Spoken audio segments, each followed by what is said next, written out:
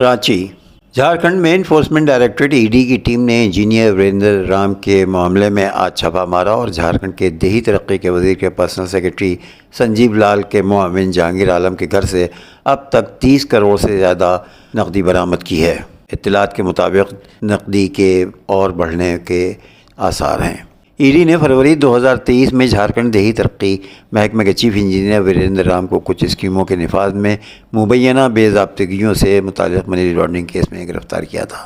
دوسری طرف E D کی ٹیم رانچی کے سیل سٹی سمیت کل 9 مقامات پر چھاپے مار رہی ہے کہ ای ڈی کی ٹیم سیل سٹی میں روڈ میں کنسٹرکشن ڈپارٹمنٹ کے انجینئر وکاس کمار کے ٹھکانے کی تلاشی لے رہی ہے۔ ای ڈی کی دوسری ٹیم بریاتو، مرحبا، ہادی، بوڑھیا علاقوں میں چھاپے مار رہی ہے۔ ای ڈی ٹیم نے یہ کارروائی جیل میں بند انجینئر وریندر رام سے متعلق کیس کے سلسلے میں کی ہے۔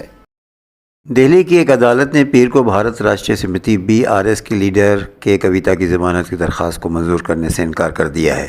دہلی شراب پالیسی سے متعلق مبینہ منی لانڈرنگ کیس میں مرکزی تفتیشی بیورو CBI اور انفورسمنٹ ڈائریکٹوریٹ ای ڈی کے ذریعے گرفتاری کے بعد جیل میں بند محترمہ کویتا کی ضمانت کی درخواست دی تھی۔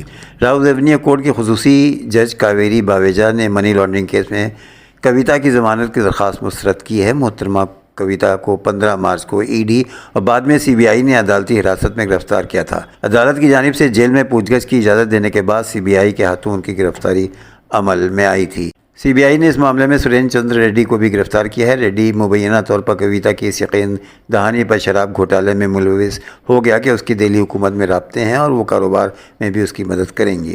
CBI نے مزید الزام لگایا کہ نومبر-دسمبر 2021 میں کویتا نے ریڈی سے کہا تھا کہ وہ 5 کروڑ روپے فی علاقے کے حساب سے اسے الاٹ کیے گئے 5 خوردہ علاقوں کے لیے 25 کروڑ روپے ادا کرے۔ کویتا نے دعویٰ کیا تھا کہ انہوں نے وجے نائر کے ذریعے حکمراں عام آدمی پارٹی کو 100 کروڑ روپے ادا کیے تھے تاکہ بدلی گئی ایکسائز پالیسی میں سازگار شرائط حاصل کی جا سکیں۔ لوک سبھا انتخابات کے دوران BJP کانگریس اور حزب اختلاف پر خاندانی سیاست کرنے کا الزام لگاتی رہی ہے، جبکہ خود کے رہنماؤں کے خاندان کے لوگ خاندانی سیاست کرتے رہے ہیں۔ اسی لوک سبھا انتخابات میں کئی ایسی مثالیں موجود ہیں جہاں BJP امیدوار کے خاندان کے لوگ BJP میں سیاسی طور پر متحرک ہیں۔ حال ہی میں اتر پردیش کے قیصر گنج سے BJP نے جن کو امیدوار بنایا ہے وہ موجودہ رکن پارلیمان برج بھوشن شرن سنگھ کے بیٹے ہیں۔ تازہ مثال اب رکن پارلیمان منوج تیواری کی بیٹی ریتی تیواری کی ہے جو BJP میں شمولیت اختیار کر چکی ہیں۔ لوک سبھا انتخابات کے درمیان دہلی BJP کے سابق صدر اور موجودہ رکن پارلیمان منوج تیواری کی بیٹی ریتی تیواری BJP میں داخل ہو گئی ہیں۔ اس موقع پر ان کا کہنا تھا کہ انہوں نے کبھی سوچا بھی نہیں تھا کہ وہ اتنی جلدی سیاست میں آئیں گی۔ انہوں نے یقین دلایا کہ وہ کسی کو مایوس نہیں کریں گی۔ ریتی تیواری نہ صرف گلوکارہ ہیں بلکہ نغمہ نگار بھی ہیں۔ International federation of journalist IFJ کا کہنا ہے کہ الجزیرہ کی بندش اسرائیل کا مضحکہ خیز فیصلہ ہے۔ جاری کیے گئے بیان میں international federation of journalist IFJ نے کہا ہے کہ میڈیا کو بند کرنا، ٹی وی اسٹیشنوں کو بند کرنا غاصبانہ عمل ہے۔ اسرائیلی اقدام آزادانہ صحافت پر دباؤ ڈالنا ہے۔ دوسری جانب اقوام متحدہ کے انسانی حقوق کمیشن کا کہنا ہے کہ اسرائیل میں الجزیرہ بند کرنے کے اسرائیلی کابینہ کے فیصلے پر افسوس ہے۔ اقوام متحدہ کے انسانی حقوق کمیشن نے جاری کیے گئے بیان میں کہا ہے کہ احتساب یقینی بنانے کے لیے آزاد اور خود مختار میڈیا ضروری ہے۔ UN انسانی حقوق کمیشن کا یہ بھی کہنا ہے کہ اظہار رائے کی آزادی بنیادی انسانی حق ہے، پابندی ختم کی جائے۔ اسرائیل کے خلاف فلسطین مزاحمتی تنظیم حماس کا کہنا ہے کہ الجزیرہ کی بندش آزادی صحافت کی سنگین خلاف ورزی ہے۔ اسرائیلی حکومت کی ایک خاتون وزیر میری ریگیو نے ایران کے خلاف انتقامی حملوں میں ملوث ہونے کا اعتراف کر لیا ہے۔ العربیہ کے مطابق میری ریگو نے اسرائیل کے چینل 14 کو انٹرویو دیتے ہوئے کہا کہ اسرائیل نے ایران کے حملے کے جواب میں اصفہان ایئر بیس پر حملہ کیا تھا۔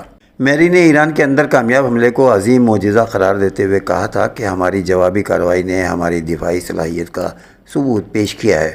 خاتون وزیر نے ایران کی جانب سے اسرائیل پر کیے گئے حملے کو ناکام بنانے پر فخر کا اظہار کرتے ہوئے کہا کہ اگر کوئی میزائل گر جاتا ہے تو خدا جانے کیا ہوتا ہے، لیکن خدا کی مدد اور جدید ٹیکنالوجی اور درست فیصلوں کی وجہ سے ایرانی میزائلوں کو روک دیا گیا۔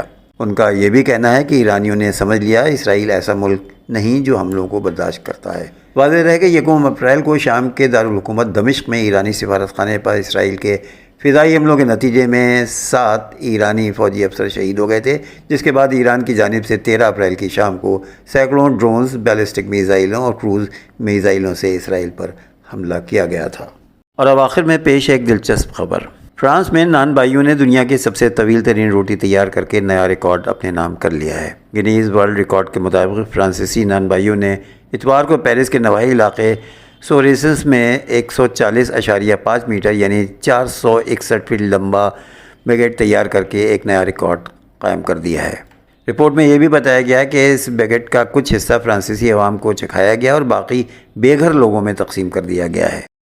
رپورٹ کے مطابق فرانسس میں بنائے گئے اس نئے ریکارڈ نے اس سے قبل 2019 میں اطالوی شہر کومو میں بنائے گئے 132.62 میٹر یعنی 435 فٹ کے بیگیٹ کا ریکارڈ توڑ دیا ہے۔